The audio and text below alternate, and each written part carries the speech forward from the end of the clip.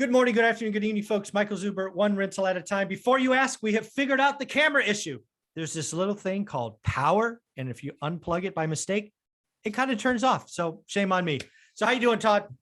I'm doing great. Thanks again for having me on. Yeah, thanks for holding in there strong for video number one. Oh, well. Oh, good. It happens, man. It happens. It happens. And I don't edit videos, so it will be in there forever. But It's there we okay. go. What I want to talk about in video number two is the game of money. The game of money has some rules. One of those rules is taxes.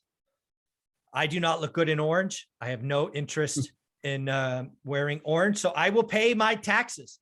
That said, I definitely understand the different, the three different levels of income, because frankly, they are taxed differently. And once you get going in this game, you really can use one to the other, and it really becomes this feedback loop of just sexy stuff. So why don't we start at step one, kind of define them all. This is really your idea. So let's go through it. What is earned income? Yeah. So earned income is the money you make from working. So you're basically exchanging time for money. So Yes. Wages, salary, hourly pay. Yes. And at the highest rate, it's taxed at 40%. Yeah. So that's time for money, if you can read that. And then this is 40%. Yeah, that means one of the things that I do, I have this course called Get Your Money Right that I try to get everybody to think about is I don't want them to think about income, even earned income. I want everything converted to time. So this is what I want you to think about, folks. You go to work, let's just say 40 hours, 10 hours a week. So Monday, you work for the tax man. And the first 2 hours of Tuesday, you work for the tax man. Not for you, not for your kids, not for anybody else. You don't start getting any money that you can spend or play with until Tuesday morning. That's because of earned income. Very cool. What do you got next? Yeah. So capital gains, that is the money you would make from the sale of stock or the sale of company. And at the highest rates, at least right now, it's at 20%. I know the Biden administration would like to raise it.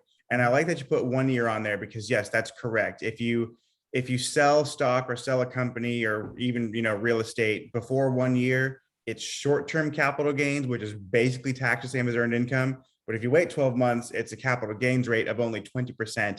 So half of what you could be paying of your earned income tax. Absolutely. So this is stock, crypto, gold, silver, houses.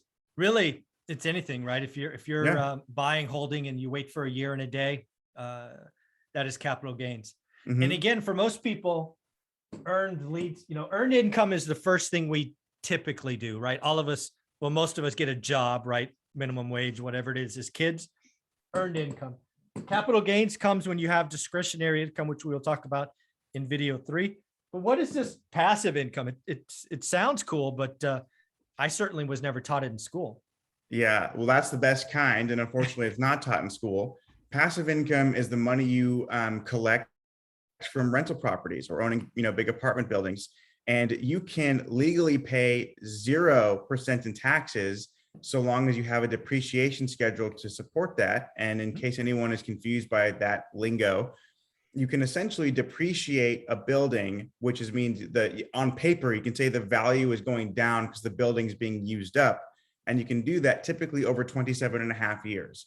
And the reason you can do that is, let's say instead of owning a property, you owned a farm. Well, your tractor is getting used up and you can, depreciate that down as a write-off. You can do the same thing with real estate.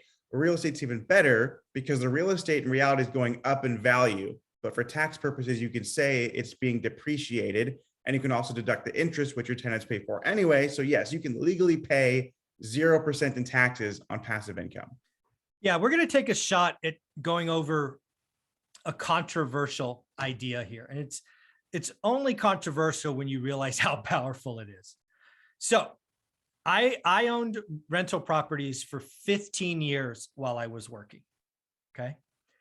I had positive cash flow every year except 2. There were years we were buying heavy fixers and we didn't have positive cash flow. So 13 out of the 15 years I had positive cash flow, and some of those years were quite nice. I paid 0 taxes on any of my positive cash flow because of depreciation. But this is where it gets controversial, right?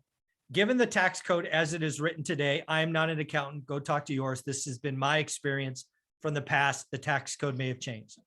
Because I had a W-2 over some limit, I have this thing where I only could depreciate to whatever my income was.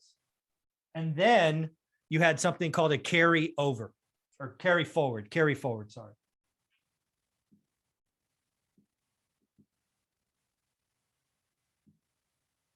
Why I say this is controversial is you flip the script and you're Grant Cardone, right? Grant Cardone's not a W-2 employee. I mean, maybe he pays himself that way, but he's a business owner and owns multiple businesses. He has multiple streams of passive income. He takes the tax code and then he takes the Trump tax code about accelerated depreciation, and he buys an apartment building, buys a plane. Because he's a business owner, he can take all of that depreciation loss against everything, including all of these income sources. It is very likely that Grant Cardone and other syndicators like them made 10, 20, 30, $40 million and paid 0 federal taxes legally. A W-2 employee can't do that. I, for 15 years working in tech selling software, made more than 6 figures, and I could only depreciate my cash flow or take a loss to my cash flow. Anything over that was a carry forward. So when I left the workforce after 15 years, I had a substantial carry forward loss, which I got to use once I didn't have this W-2. But again, being a business owner, understanding the code, the tax code, understanding, and again, this is why you see Grant Cardone buying a jet December 26th or whatever it was, because he wrote the whole freaking thing off, and he wrote the IRS. He wrote Boeing a check instead of the IRS. This is how the tax code is written. It's completely legal. It is comical once you understand how easy it is to do. Folks, understand what's going on. Understand that the tax code is written for business owners and investors. It's not, the tax code sucks for high income earners. This is why Rich Dad, Poor Dad talks about, and Millionaire Next Door talk about doctors all the time. Doctors get reamed on taxes. Go get a business, create a practice, create this, create that, so that you can use the tax code and get around the carry forward loss and limits and things. What do you think? Yeah, I mean, there's a reason why this stuff isn't taught in school.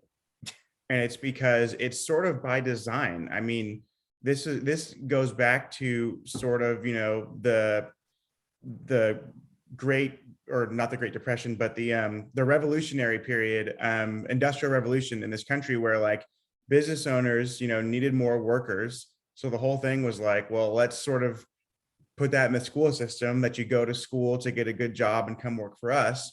And if you happen to do really well, you're going to pay 40% to Uncle Sam. If you own the business, then you can do things that reduces your tax bill. And one thing that people will say, people will look at a guy like me and say, well, you're evil and greedy and you need to pay your fair share in taxes. I pay 100% of the taxes that I owe.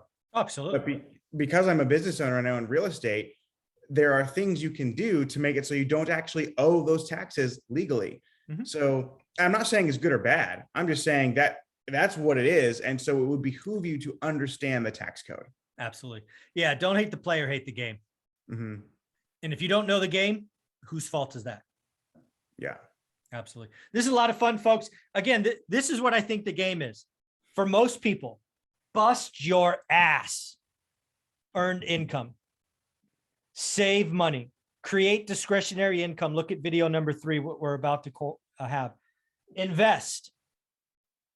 I suggest buying assets, invest in assets that produce cash flow, so that this cycle becomes your friend. So do me a favor, Todd. We didn't do this in the first video because my camera went out because I unplugged it for some silly reason. How can people follow you?